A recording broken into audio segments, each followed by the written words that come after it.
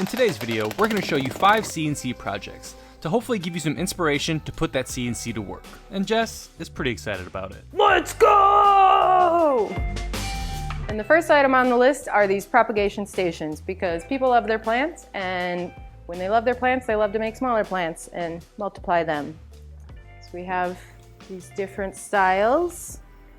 You can hang this one both ways. We have this freestanding one. These wall mount propagation stations took about 12 minutes each to cut, and this freestanding one took about 8 minutes. Each of these vials is roughly $1. We got, I think, a 20 pack, but if you get a bigger pack in bulk, you can get them for a little bit cheaper. For the wall mount, we use a 1/4 inch roundover bit and a 1/8 inch down cut. For this freestanding base, we just used a 1/4 inch down cut for the entire thing. So for mounting these on the wall, we decided to go with a metal keyhole plate instead of using a keyhole bit, which is just something extra people have to buy. These are a little bit cheaper than that, and it comes in a large pack, so you can use them for multiple projects.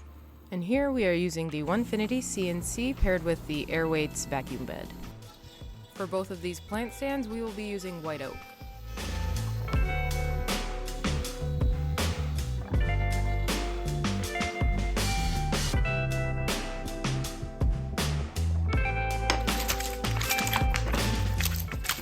We use Type Bond 3 to assemble these, and then we are using brad nails to keep them together and prevent them from sliding around. Alternatively, you could use the CNC to make holes for dowels for easier alignment.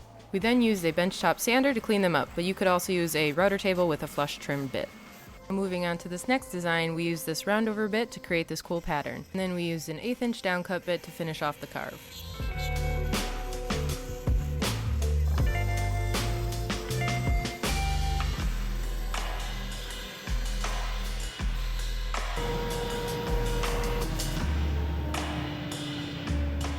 And then to add the keyhole plate on the back, we just used the 1/8 inch downcut bit again. This took about 30 seconds.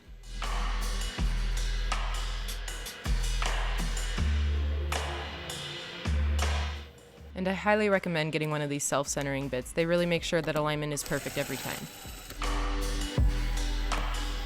Then we finished it off by countersinking these holes for assembly. And next up, we have the freestanding design, which we decided to assemble with dominoes. You could also do the same thing with dowels. Then we just add some Type Bond 3 and assemble. And then to finish these, we decided to use Osmo White, which we really like on white oak, but with all the grooves in this design, it really made it hard to clean up. This design we would sell anywhere from $40 to $60. For the wall-mounted one, it would be similar, or you could bundle them to get a higher price. And the next item on the list is this whiskey cabinet. I decided to incorporate an advanced design in these 5 CNC project videos just for my sanity and to challenge you guys a little bit. And it doesn't need to be a whiskey cabinet. It could be a collection cabinet, it could be a record cabinet, it could be whatever type of cabinet you want. The beautiful tambour doors. This whole thing was essentially made on the CNC. You are gonna need more tools than just a CNC to make this, but overall, it wasn't all that hard to do once I figured out the design. And for this project as well, we also have a full video on our YouTube channel, so if you want to check that out, just check out our channel or click the link in the description.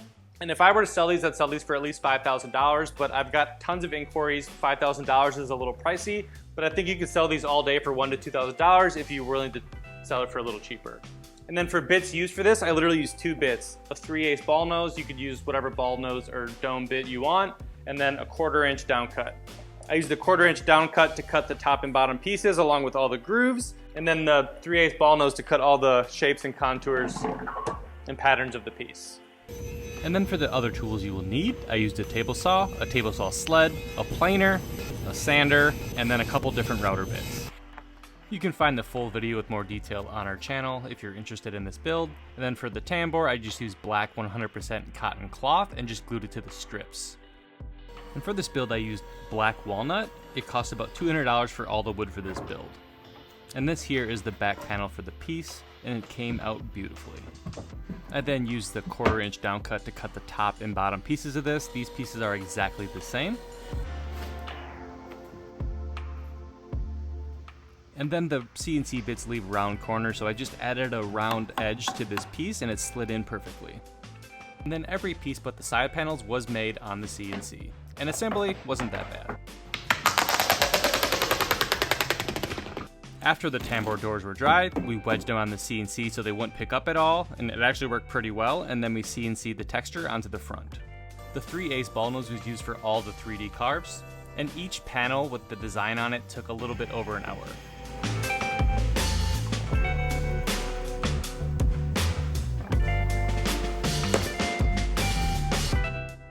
And then for the finish on this piece, I gave it 2 coats of Osmo to give it a nice clean finish and a nice little sheen. I decided to leave the back open on this design so if I ever needed to service the tambour, if it broke or wood movement or something went wrong, I could easily just take these out with Craig screws and just replace it or fix it if need be. And then it'll be mounted onto the wall with the French cleat.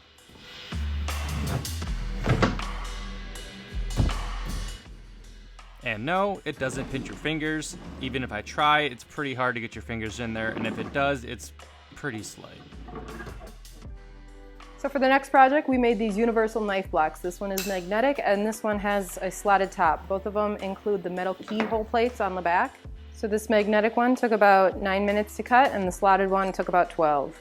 These can be sold for anywhere from $40 to $100, depending on what kind of details you put on them, what kind of wood you use.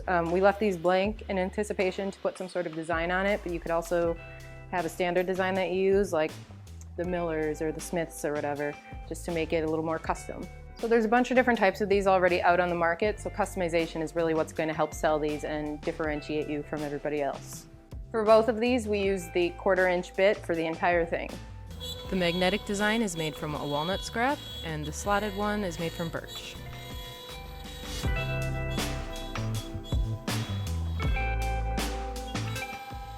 We used round magnets here because that's what we had on hand, but any type of strong magnet will work for this project.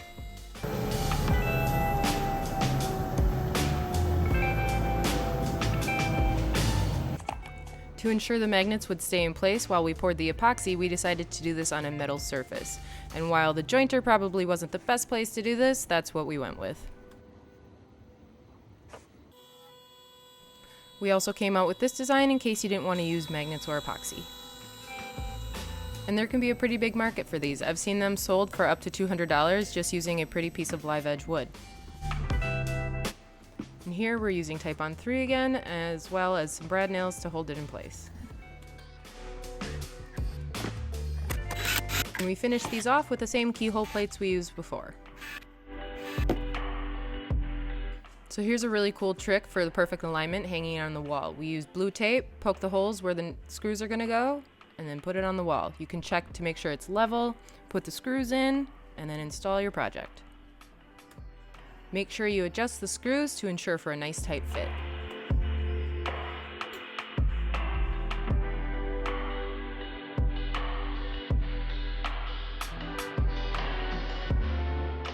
And the next item on the list are these laptop stands. These are very popular as well. You can find them all over Etsy. I tried to make these as unique as I could in our design because a lot of the ones on Etsy look very similar. So this one you could even set it up and set your laptop in there. And for this, we used the 1/4-inch down cut for the entire thing.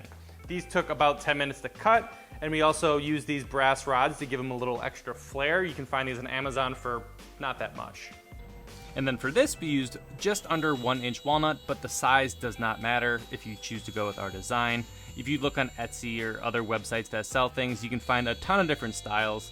I just wouldn't copy anyone's exact design because you want to stand out a little bit. But organization is huge. People want their things to look nice and be organized. So if you can kill 2 birds with 1 stone, it is definitely a win. And then for finish on this kind of stuff, I just usually use pure tung oil. And another way to add flair to your pieces is adding a touch of brass. You can get these 3-foot brass rods on Amazon for not that expensive. And they're easy to cut with this little baby pike cutter. You just add a little tension and twist it, and then I just super glued these in, or you could just not and market it as collapsible.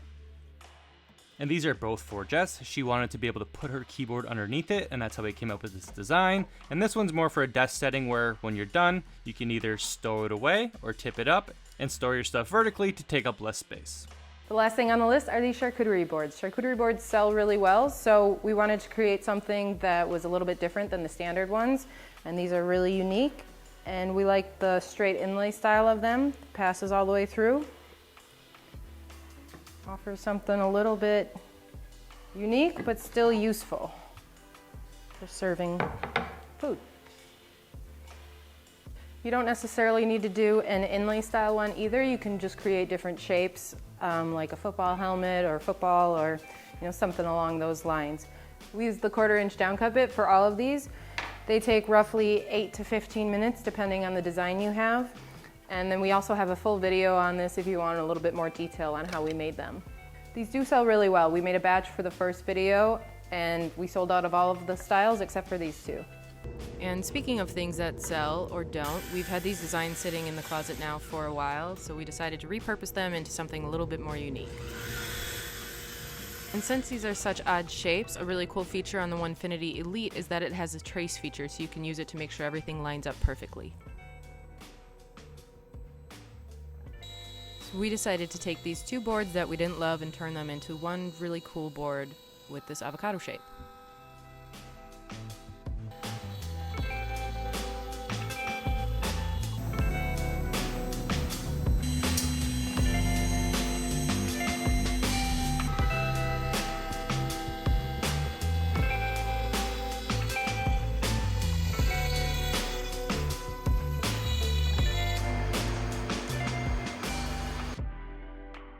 My tolerances on these were a little bit tight, so I ended up having to use the press to get them together. But if you have them a little bit looser, you can just use a mallet to assemble.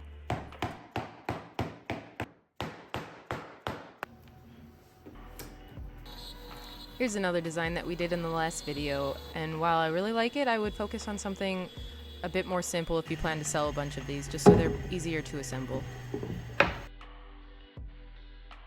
The more complex designs do get easier to assemble the more times you do it, but it just takes some time to get it right. But with a little practice and work on your clamping techniques, these can be done seamlessly. Again, to finish these, we use tongue oil, but any cutting board oil will work as well. And I really love these because the possibilities are endless and you can come up with some really awesome designs. And that's the end of the video, guys. I hope you guys enjoyed it and learned something or took some inspiration from these projects. If you would like to support us or just get quick access to these files, you can buy these files on our website and click the link in the description to find that. And we also have a Patreon if you want to support us that way. We will be offering all of these files for free to our paid patrons there. Thanks for watching. Fucking go! Let's go! That's a pretty good stick. That's a pretty good stick. Oh, wow. It's another item that we... So another popular thing to sell. And the